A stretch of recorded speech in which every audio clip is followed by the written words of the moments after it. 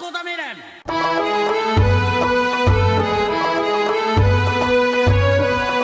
Sumber air kita dari Karo dengan dari Deli Serdang. Sekarang Deli Serdang dengan Karo nggak mau peduli aja, Pak. Jelas itu katanya. Anggaran kami untuk memperbaiki hutan nggak ada. Provinsi tidak pernah membagikan.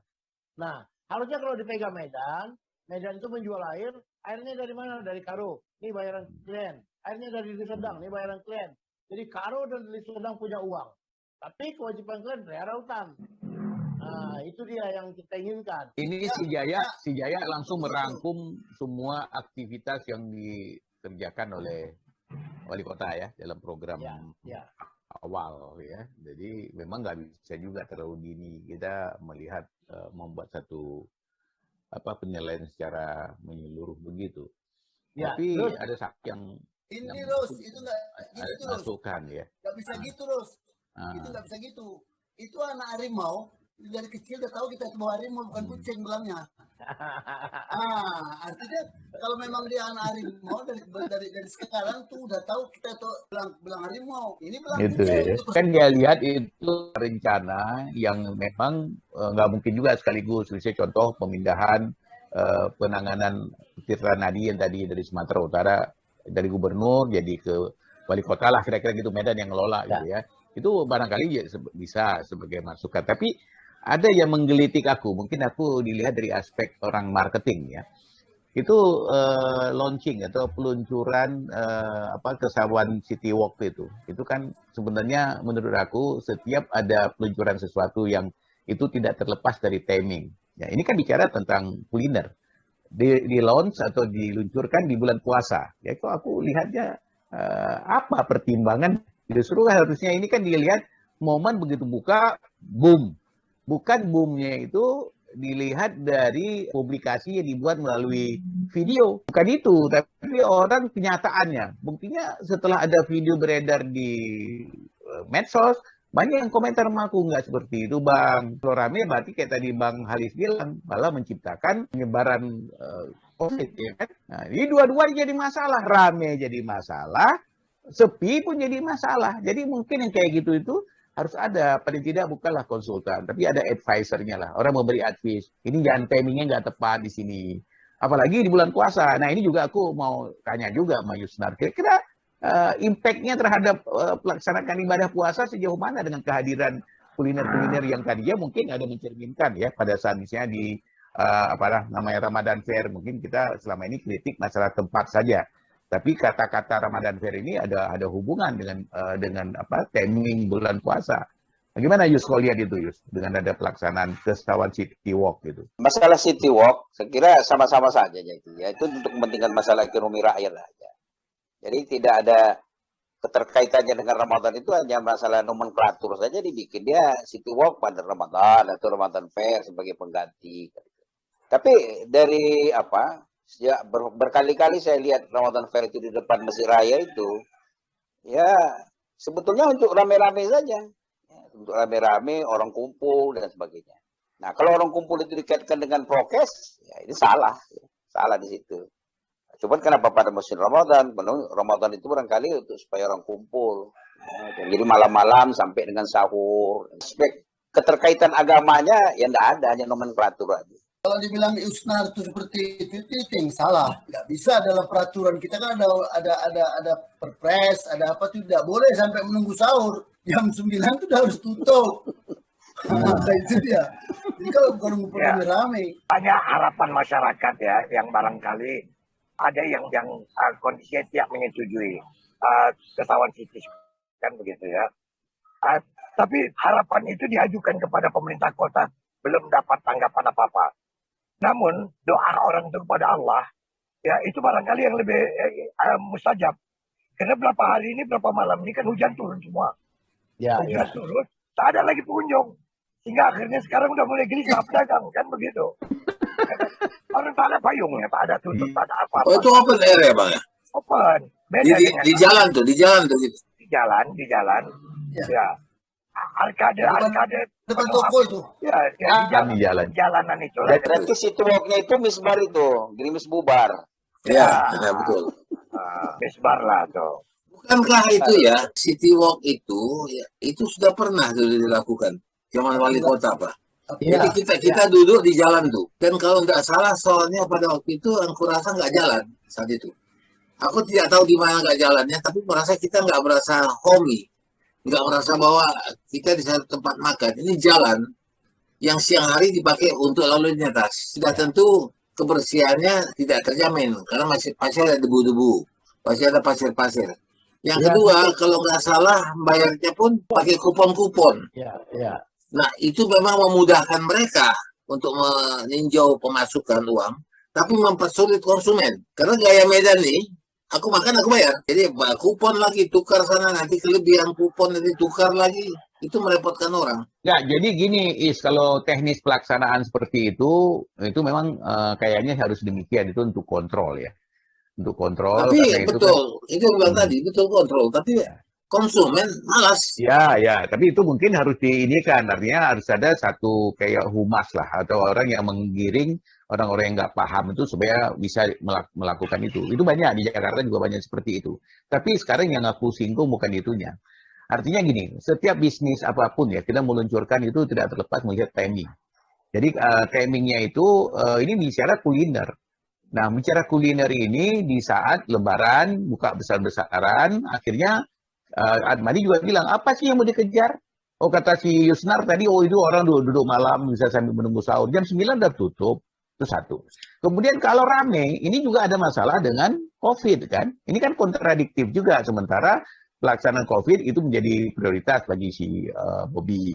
Tapi yang menyebabkan terjadi keramaian itu terabaikan gitu ya. Malah menciptakan keramaian. Nah, kalau sepi, itu problem lagi. Berarti dianggap gagal. Nah, aku lihat sebenarnya pelaksanaan Kesawan City Walk ini nggak tepat waktu. Selain nggak tepat waktu, itu tidak didiskusikan atau tidak dibicarakan. Itu DPR di Medan, Komisi 1 udah mengeluh. Kenapa? Karena tidak pernah dibawa ke DPR itu. Jadi soal timing itu suka-suka hati orang itu. Jadi apa DPR itu sekarang? Nggak dirapatkan di DPR tuh. Ya. Aku melihatnya begini ya, maaf dulu. Sebenarnya aku apapun dia, salut ya dengan niat daripada wali kotanya. Apresiasi. Karena niat di awalnya itu adalah merevitalisasi ya heritage yang ada di Medan. Hanya saja ya kalau aku lihat, kalaulah Ahmad Yani sebagai jalan utama yang digunakan, itu tak tepat begitu. Karena heritage yang ada di Ahmad Yani itu hanya boleh dikatakan tip-top dan rapi. Kan begitu aja. Kan itu aja. Itu karena perubahan sudah bangunan. Itu artinya niat itu bagus, tetapi tidak diskusikan dengan bagus dan teknisnya salah. Itu menjadi salah. Jadi aku tidak mempersalahkan 100% Bobby.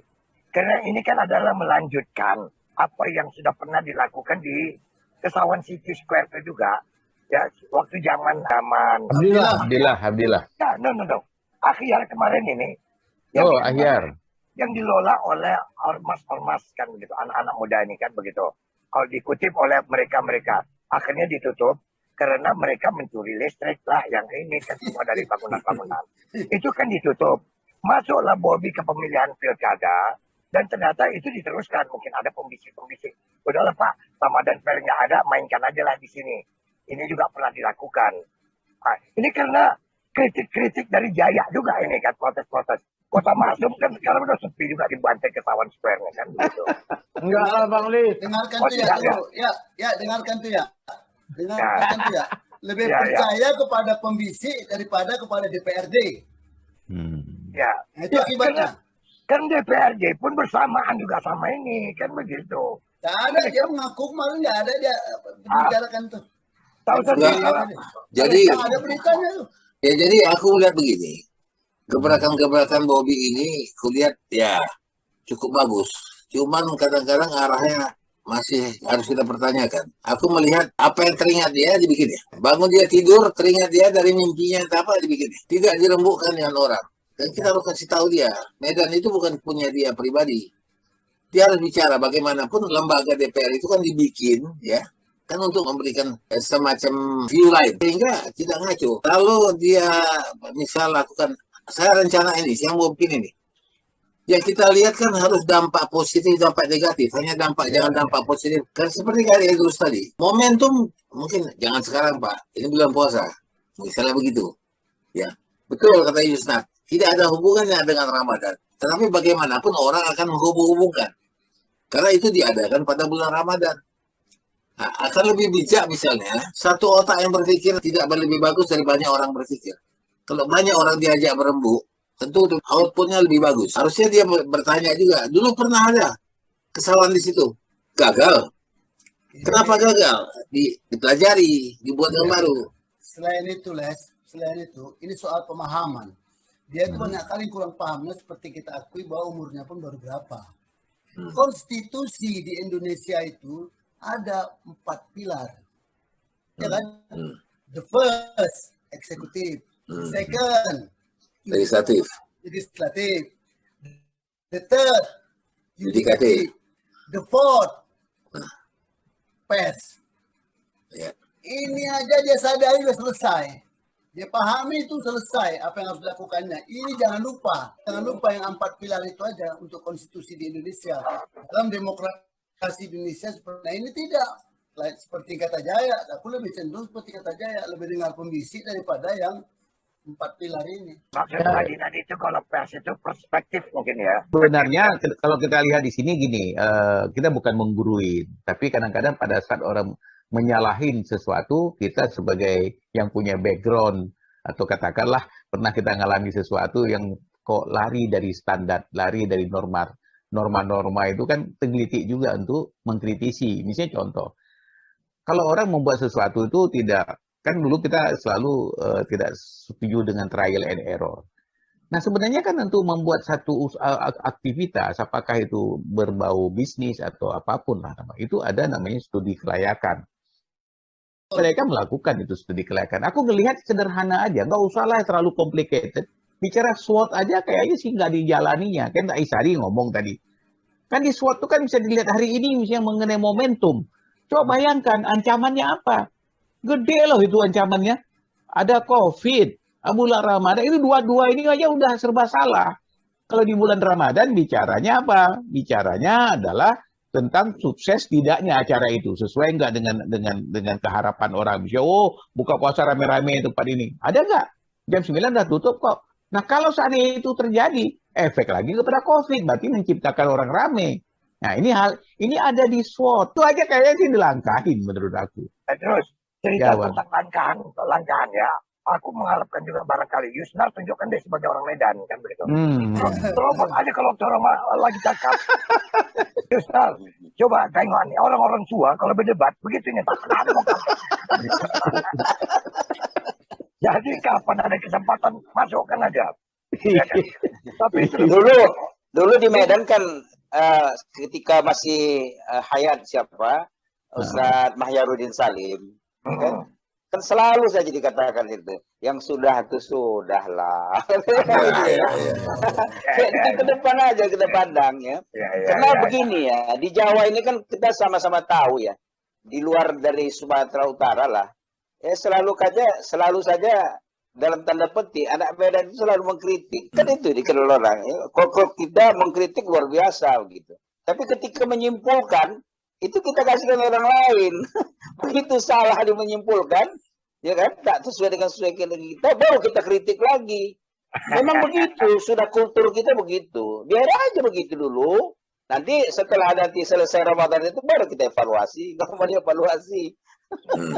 Menurut saya ini ya kan ya. Tapi begini, ada sebuah budaya Medan itu budaya Melayu ya. Budaya Melayu itu sejak dari kecil disampaikan kepada kita tuh belum tahu lagi apa itu namanya Lailatul Qadar. Lailatul Qadar itu begini. Wah, kita jaga di masjid itu. Kapan Lailatul Qadar itu datang kan gitu ya. Itu budaya. Jadi budaya yang sangat luar biasa sehingga orang tak tertarik untuk kumpul-kumpul sampai jam 9.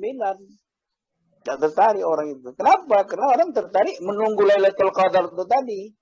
Nah, itulah dia. Jadi, kalau menurut saya begitu aja. Kita ikut aja Ustadz Mahyarudin Salim. Yang sudah itu sudahlah. Nanti kita evaluasi. Kalau kita lihat barangkali mungkin ya, aku menyoroti ya, Bobi ini sendiri ya. Pada awalnya aku selalu melihat dia. Kemarin tuh dengan dobrakannya ya. Terhadap salah satu rumah heritage yang berubah bentuk bangunannya, tapi dibangun juga tanpa IMB yang akhirnya di traktornya kan begitu. Di situ kita sudah mulai barangkali mungkin apresiasi lihat dia nih, wah ini bakal bagus nih kan begitu. Nah, begitu dia menyetujui atau meneruskan Kesawan City Walk itu, di sini mulai goyang kita. Harusnya kalaupun memang mau dia bikin begitu, tak ada masalah. Ya kan, kalaupun itu nomenklatur ataupun di momentum Ramadan. Tapi tempatnya itu jangan di jalan utama ini. Karena ini akan menimbulkan kritik. Orang akan melintas mau pergi ke Yosudarso harus mutar dulu ke Pajak Ikan. Padahal cuma berapa meternya kan. Tapi namanya orang Medan tadi kata Yusnar. Kritiknya itu lebih banyak lagi kan. Itu aja diributkannya kan. Nah, kalau memang begitu, kalau pemahaman Bobby cepat tanggap dia. Jangan dibuatnya di situ. Buatnya di tempat Warren Hess tuh. Itu jalan Hindu itu kan kosong kalau pada malam hari. Iya kan?